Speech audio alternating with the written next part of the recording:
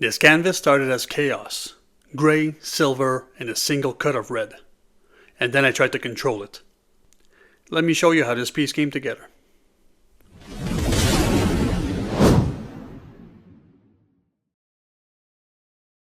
Hey gang, what is going on? My name is S1. I'm a writer from Montreal, Canada, and I'm here at home today painting a new canvas. You know why?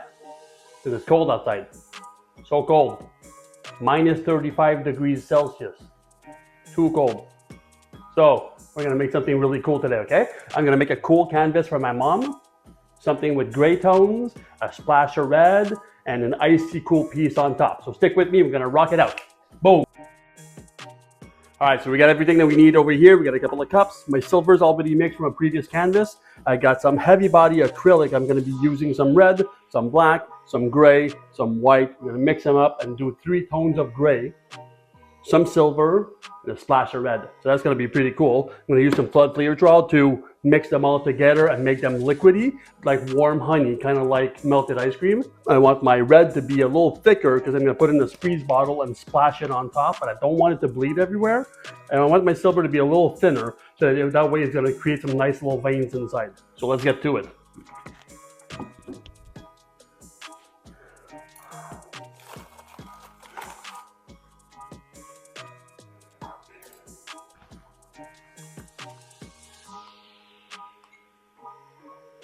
So you see, so this here is a little too thick. I want this to be thinner, so I'm going to add a bit of filter in there.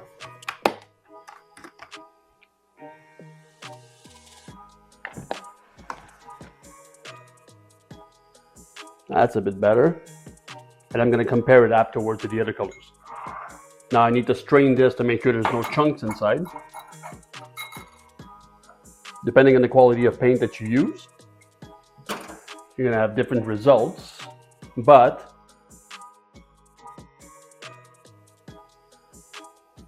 you might have chunks inside. So you want to make sure there's no chunks, because that's really going to show in the canvas when it dries. This is a Liquitex basic acrylic, so decent quality, a few chunks. We don't want these in the paint. Last but not least, the red. The most important part of this canvas. Really gonna stand out. So I want it a little thicker.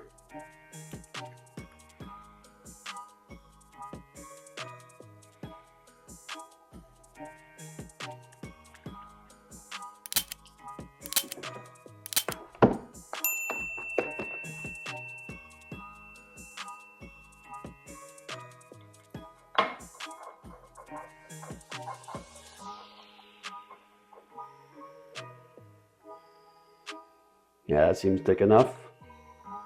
All right, now that we have all of our colors ready, let's retire to the basement and pour this out.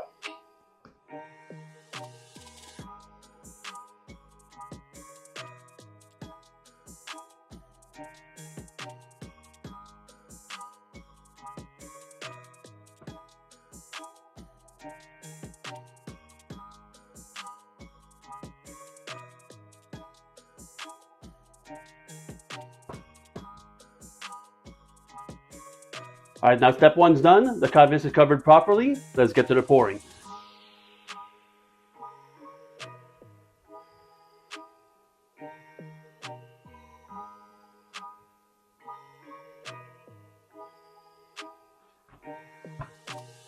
And repeat.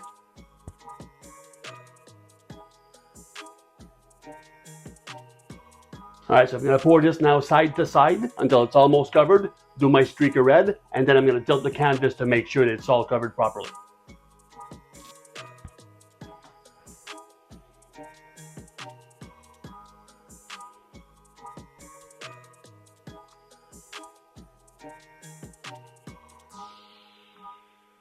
Doesn't that look pretty?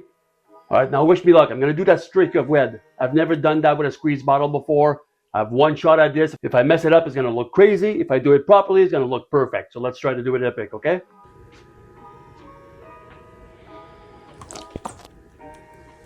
That did not work properly. I don't know what to do next. Should I add a bit more? I think I'm going to tilt it first, see where this leads, and go back with another streak afterwards if I need it.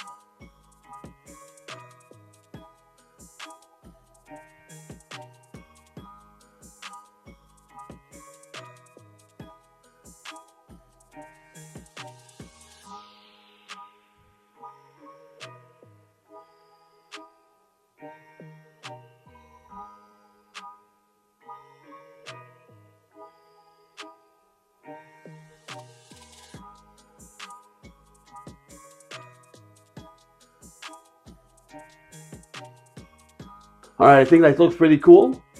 I don't have my streak of red though. I don't know if I should put one on now or wait till later.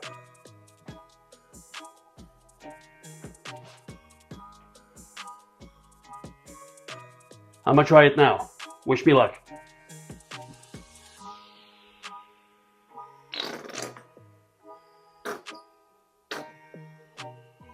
And I'm gonna use my straw to try to angle it and do the design that I wanted originally.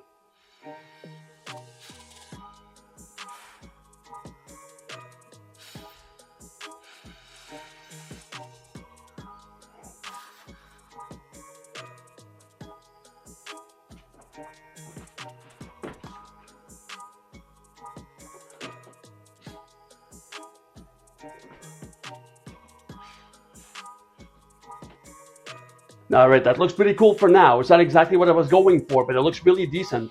And what I want to do now is try to highlight that silver. So I'm going to use my straw again and blow gently across it to make them stand out.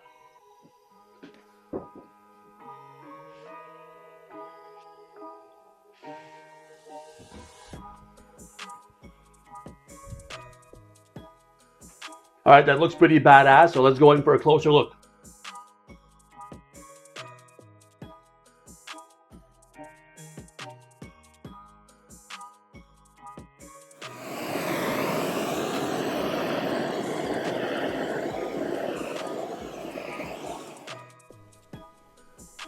Hey y'all! So today I'm working on an 11 by 14 canvas. I wanted something clean, controlled, but still aggressive. The idea was simple. A cool, stormy acrylic pour with a clean Wildstyle Graffiti painted on top. The challenge? Letting the background move without overpowering the letters. The palette is very intentional. Grays for atmosphere, silver for movement, and red, just one slash, for emotion. For the graffiti, I went with icy blues and cold teals. Clean fades, no chaos. The goal is contrast through restraint. I let the pour dry flat for several days. No fans, no rushing. While the canvas dries, I sketched a Wildstyle on the iPad using Procreate. This is a clean layout. Fewer arrows, longer bars, flow first. I designed the letters to sit with the pour, not fight it. I covered the canvas completely with green painter's tape so there's no overspray from the spray paint. I then sketched my piece on top of the tape using carbon paper. I cut it out using an X-Acto knife and slowly peel off the interior of the piece. Alright, time to spray paint.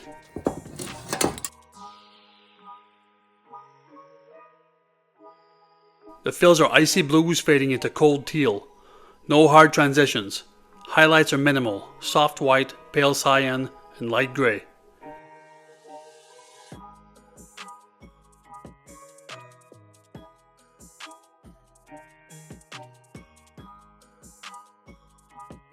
Everything stays matte so it sits on top of the glossy pour.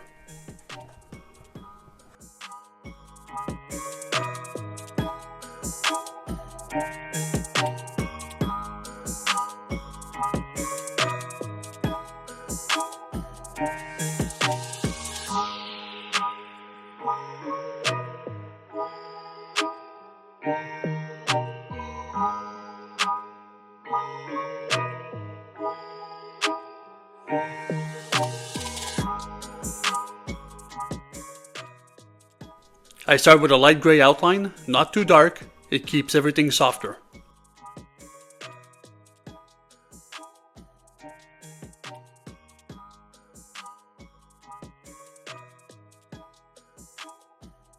Then I place a piece of blue poster gum at the bottom middle of the canvas and trace my 3D line through that focal point.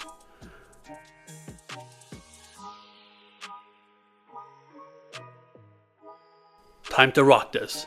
I take out my acrylic markers and choose 4 different tones of gray to fill the 3D.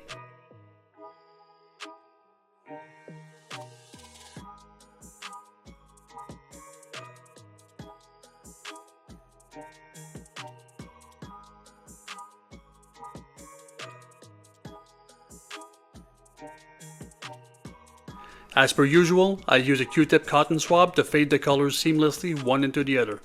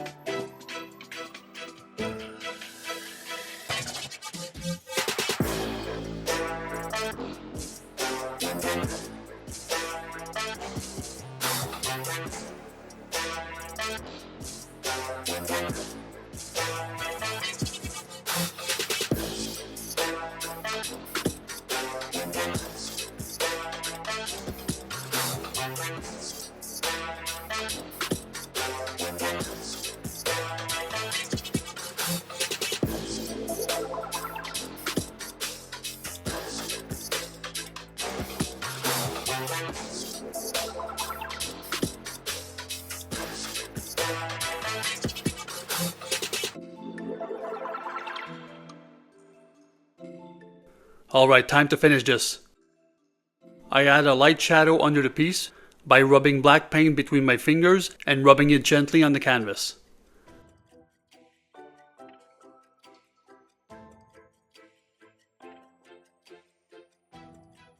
Tiny highlights, small cuts.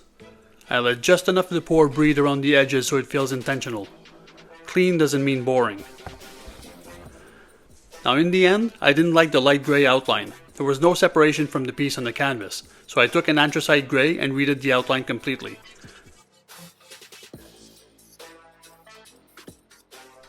Now it pops a lot more, but it still doesn't overpower the canvas.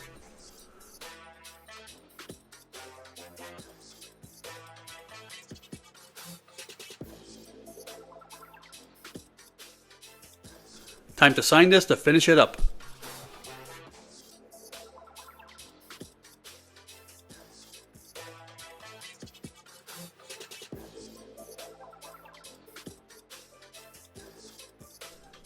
This piece is about balance, control versus chaos. If you enjoyed this process, hit like and subscribe, and let me know what palette I should try next. Thanks for watching. Until next time, stay up.